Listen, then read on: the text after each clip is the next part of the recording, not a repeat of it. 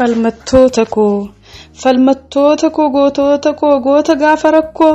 isiniif hin malu kuni wanni irra jirtanii dukkana keessa teessanii nuuf ibsuuf yaaltanii Oromoof jecha waan isin taatanii foon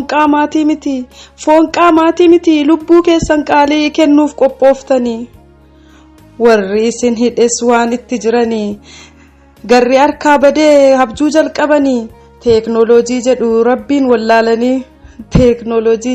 rabbiin wallaalanii bokkaanuu roobsuudhaaf duumessa saaqanii እግዚአብሔር ኢትዮጵያን ይባርካት jecha innahoo baarrakkaachuu እግዚአብሔር nin jettaa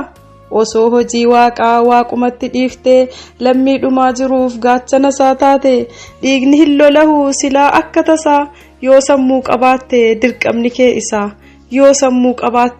dirqamni kee isaa